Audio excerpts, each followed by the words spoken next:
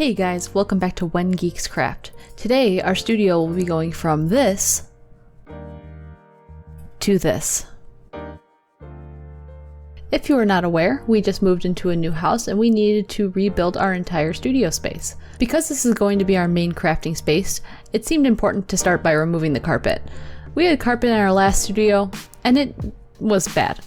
Carpet and resin don't mix. Removing the carpet was simple. We had to cut the carpet as well as the carpet pad and roll them up. We followed that up by removing the tack strip and all the floor staples. While we didn't have any flooring down, we wanted to take a moment to prime the red wall. We did not want this wall to stay red. It's a little jarring and needed to be toned down a bit for a studio. We removed the shelves, filled the holes, and started painting. Before putting the flooring down, we needed to add some underlayment. We bought a cheap peel and stick flooring for this room because we're planning ahead for accidents. The flooring needed a nice smooth surface that our subfloor would not provide. We vacuumed the subfloor and started laying down these underlayment panels. Some of the panels needed to get cut down, so we used a jigsaw for those cuts.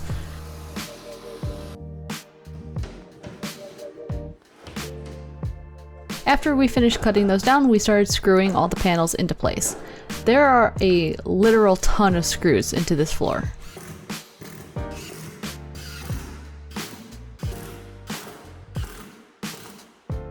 Once the subfloor was in place and another vacuum happened, I was able to start putting the flooring down. I started in the front corner of the room because I knew the window wall would have cabinetry to hide any uneven angles the room was hiding. This stuff was super easy to install, but we did have one major issue. The dialots were not the same.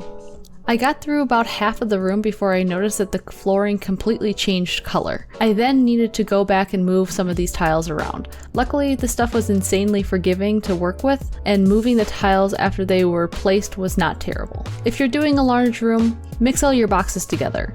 It's something they tell you to do with real hardwood, but I really didn't think it applied to vinyl flooring, but here we are. When the flooring was done, I remembered that I had to paint a wall. So I painted that red wall a nice, subtle gray. Now that the flooring was all done, it was time to start working on the cabinetry. The cabinets would need to have their toe kicks cut off to make them a more chair-friendly height. I started by removing those from the cabinets that would be at our main desks. Once we were done cutting, we brought all the cabinets upstairs. We bought unfinished cabinets because we wanted to stain them interesting colors. The process was pre-staining, then sanding, and then staining. We started with teal for the 3D printer bar. Okay, so then 3D printers will be teal. I'm really excited.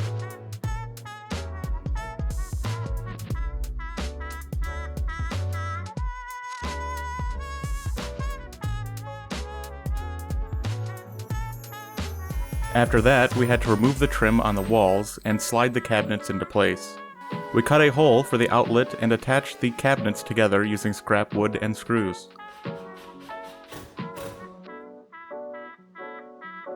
Then it was time to start the desks. We repeated the staining process, removed the trim, slid the cabinets into place, and then started getting the tabletop prepared. You look so good right now. The tabletop is made from 1/2-inch MDF and 1/4-inch plywood and then glued together. We measured out the sections and cut them down to size.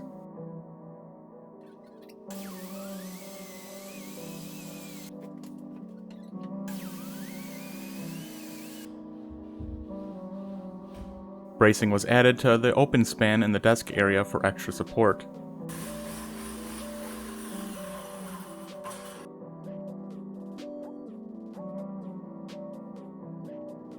We brought the panels to the garage to glue them up. When they were dry, we brought them back upstairs and attached them to the desks. The cabinets had places to screw the countertops into within the corner brackets. We added decorative cove pieces to the wall to hide our crimes. No walls are ever perfect regardless of the home's age, so this allowed us to cover any gaps.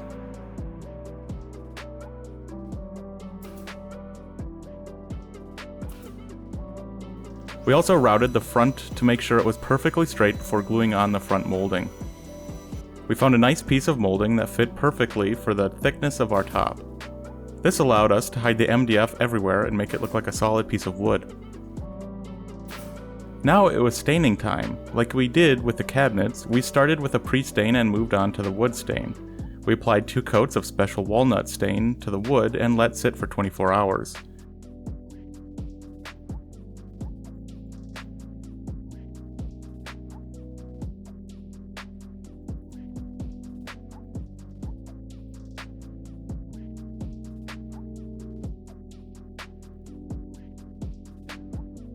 While we were waiting, Nicole had me put up all of her shelves over her desk. She repurposed 2 of the bookshelves from the red wall and bought a bunch of nail polish shelves for her paints.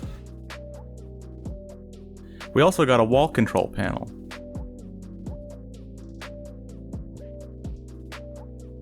Now it was time to make Turi's multi-leveled desk. My desk was straight across at 30 inches high. 30 inches was as low as the cabinets could go after removing the toe kicks. This is a comfortable height for me because I always sit at the front of my chair with my legs crossed. Turi is a normal person and wanted a table to be at a normal height, so he opted to drop his desk down a few more inches. To do this, we put all of the cabinets in place and leveled the boards to the height he was looking for. 20 1/4. We then made a framework that was going to be his corner desk using 2x4s and metal brackets.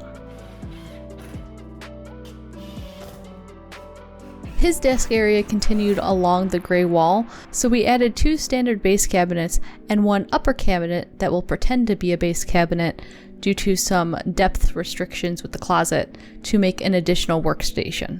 The upper cabinet did need some feet added to it to bring it up about an inch.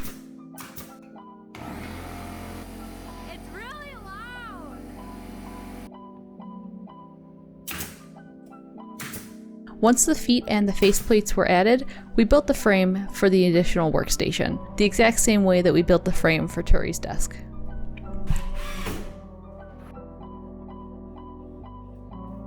Once this was all in place, we put the tops in exactly like we did before by gluing the plywood to the MDF. Then we routed the edges using a laser cut jig to get a sloping effect that brings us down to the depth needed for the closet.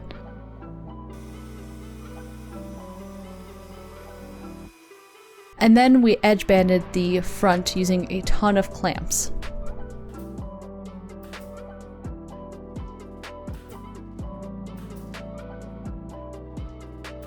I want to interrupt this project quickly with a different project. In our last house, I was never happy with how the plywood joints looked on our desks.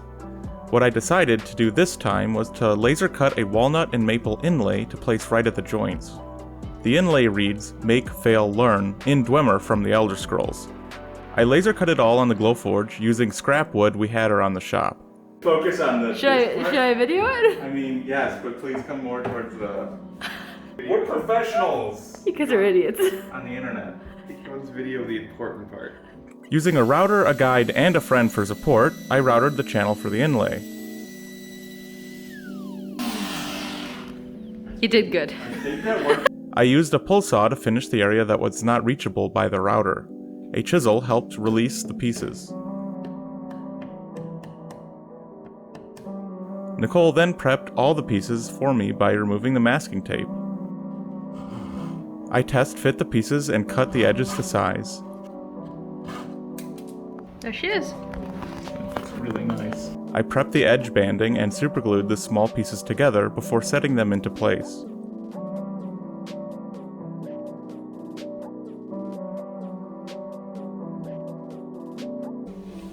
Should be okay. I sanded down the pieces and had Nicole poly all the desks after she finished the staining. We stained the desks exactly like we did in the other half of the room.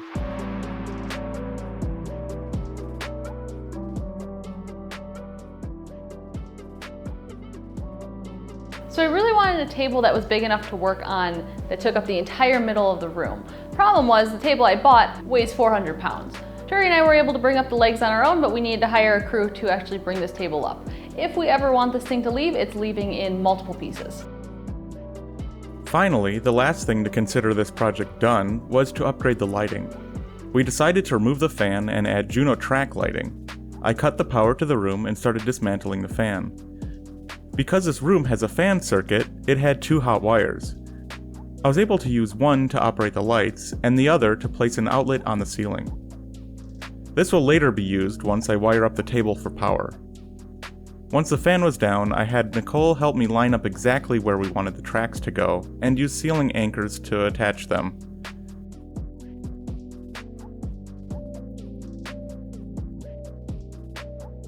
We then unboxed all the lights, put them in place, and flipped a switch. Lighting was always an issue in our last studio, so I really wanted to make sure the lights we got were going to be great for the space. They do not disappoint. Oh my god. Oh my god. That's amazing. It's so bright in here. Holy crap. Then it was done. I want to give a huge shout out to all of our Patreon members, but especially those super fans. You guys mean the world to us and have been so insanely supportive during this time. We started this project right when we moved in. The video of us removing the carpet was from June 27th. We can consider this project done as of September 3rd. It was a huge undertaking and there's still a lot more to do. We need to make a more permanent home for the Glowforge, paint some walls, and add some finishing touches. But as it stands, this room is now officially a fully functional studio and we are so happy. Expect normal crafting videos to move forward as we are finally settled into our forever home. Thanks guys, see you next time.